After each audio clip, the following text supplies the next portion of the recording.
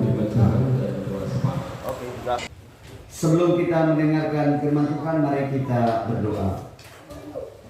Allah yang Maha Kuasa, di dalam nama Yesus Kristus, kami bersyukur kepadamu dikala kami masih ada di pagi hari ini dan menikmati akan kehidupan ini. Kami menikmati akan berkat-Mu yang luar biasa, di mana orang-orang yang ada di sekitar kami, yang mengasihi kami, senantiasa ada bersama dengan kami. Di dalam kebersamaan ini kami mau membaca dan merenungkan sebagian daripada firman-Mu. Pimpinlah kami semua dengan kuasa-Mu. Berikanlah pengertian-Mu kepada kami ya Bapa, supaya ketika kami boleh mendengarkan sabda-Mu, kami memahaminya dan kami dapat melakukannya. Di dalam nama Yesus yang adalah firman yang hidup itu, kami sedia untuk mendengarkan firman-Mu. Amin. Shalom. Kita buka kitab kita sesuai dengan penanggalan Almanah Gereja Kalimantan Evangelis, Injil Matius pasalnya yang ke-10. Kita akan baca ayatnya yang ke-40 sampai dengan ayatnya yang ke-42. Matius dalam Perjanjian Baru, pada pasalnya yang ke-10, ayatnya yang ke-40 sampai dengan 42.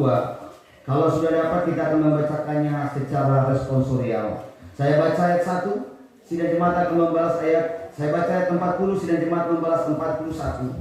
Kita sampai dengan 42. Matius pada pasalnya yang ke-10, ayat 40 sampai dengan 42. Kalau sudah ketemu, kita akan membacakannya secara bergantian. Demikian firman Tuhan. Barang siapa menyambut kamu, ia menyambut aku. Dan barang siapa menyambut aku, ia menyambut dia yang mengutus aku.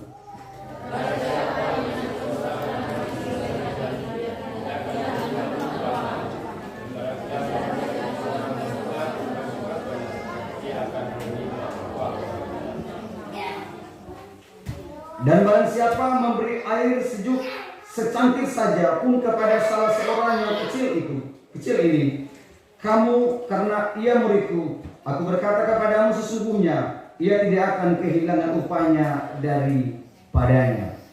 Demikian jawaban kita pada pagi ini.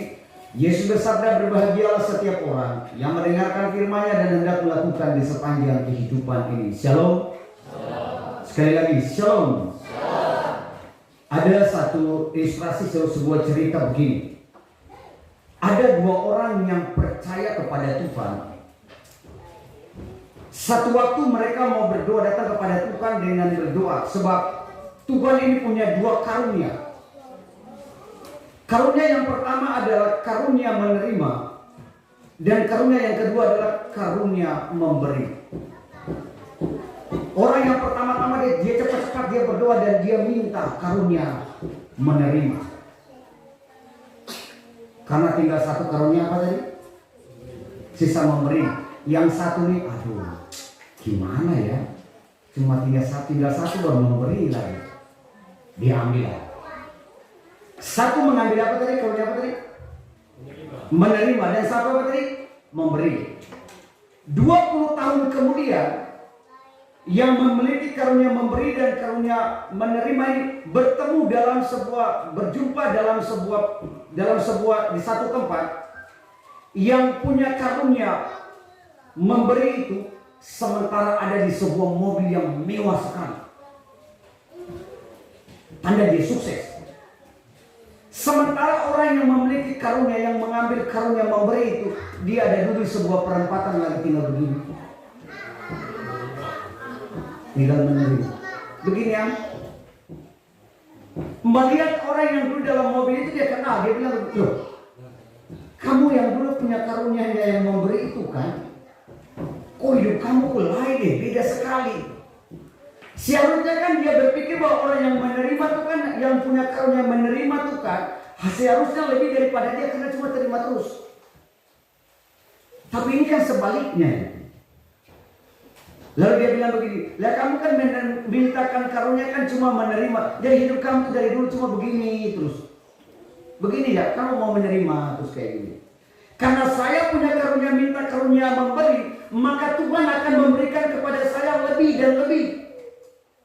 Sebab Tuhan tahu saya akan memberi kepada orang. Kalau dia memberikan kepada saya cuma secukupnya, mana bisa saya beri kepada orang?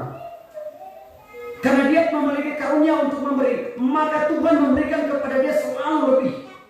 Dari kelebihan itu dia memberi terus menerus. Coba, kalau saya bilang ini ada referensinya. 2 Korintus pada pasalnya yang ke-6 atau 9 itu. Bunyinya begini, camkanlah ini, orang yang menabur sedikit akan menuai sedikit juga. Orang yang menabur banyak, apa itu? Menuai banyak juga. Kalimat terakhir mengatakan begini, hendaklah masing-masing memberi menurut kerelaan hatinya. Saya kira dalam kehidupan kita bergereja ini, masalah memberi itu bukanlah hal yang baru. Betul? Semenjak kecil kita sudah diajari untuk hal-hal itu. Tapi persoalannya adalah begini. Kenapa kita tidak sama seperti orang yang pertama tadi, yang kedua tadi, yang memiliki karunia memberi tadi? Kok hidup kita cuma biasa-biasa saja? Bulannya biasa saja. Sebab apa saudara? Barangkali, saya pakai kata barangkali. 2 Korintus pasal 6 mengatakan dengan jelas itu, orang yang memberi dengan orang yang menabur banyak akan menuai banyak juga. Ingat ilustrasi tadi saudara. Ilustrasi tadi kalau saya kaitkan dengan bacaan kita tadi, Matius pada pasalnya yang ke-10 ayatnya yang ke-42. Jikalau kita memberikan secangkir air secangkir yang kecil dan sedikit aja, dengan motivasi yang benar, dengan iman yang teguh, maka di dalam firman Tuhan mengatakan bahwa saudara dan saya tidak akan kehilangan upahnya. Itu. Saudara dan saya tidak pernah akan kehilangan upahnya. Ayatnya yang ke-42.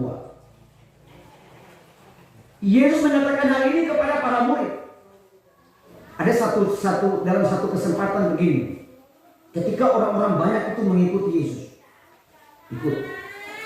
Itu peristiwa Yesus memberi makan 5.000 orang itu. Orang banyak sekali. Begitu melihat orang-orang banyak itu, para murid itu menjadi risau, menjadi khawatir. Lalu bilang kepada Yesus begini, Tuhan, coba suruh ini orang-orang ini pulang saja. Tempat ini sepi, tempat ini sunyi. Lagian di dalam keadaan kita itu tidak ada apa-apa. Bagaimana mereka bisa kita kasih makan mereka? Suruh mereka pulang, supaya mereka cari makan sendiri, supaya mereka bisa hidup. Justru dalam keadaan yang tidak memungkinkan itu, apa kata Yesus kepada para murid? Kamu yang harus memberi mereka makan. Why? Kamu yang harus memberi mereka makan. Dalam keadaan yang sangat krisis, dalam keadaan yang sangat sulit, dalam keadaan yang serba tidak ada, Yesus mengatakan kamu yang harus memberi. Apa makna buat saudara dan saya? Terkadang saudara saya kasih tahu, terkadang kita orang percaya itu terkadang kita selalu menunda-nunda waktu. Kita punya niat yang baik kepada Tuhan. Kita punya niat baik untuk melakukan hal yang terbaik.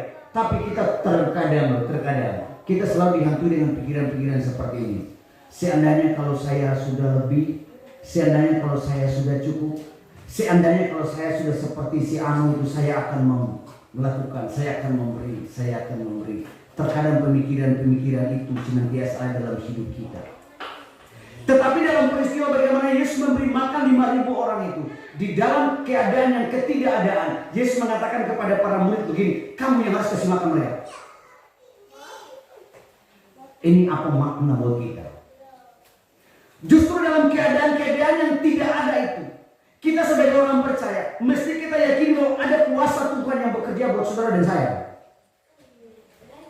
Kenapa ilustrasi tadi menggambarkan bahwa orang yang rajin memberi itu kesuksesannya menghampiri kehidupannya? Logikanya paling sederhana. Sebab Tuhan tahu dia harus memberi satu terus menerus dia memberi, maka rezeki dan berkatnya tidak boleh putus. Sebab apa? Dia sudah punya niat, dia punya karunia memberi. Tuhan mengatakan kalau dia terputus, maka niat baiknya, berkatnya terputus dari hidup dia, maka niat baiknya itu akan terputus juga. Maka Tuhan akan memberi kepada dia terus menerus.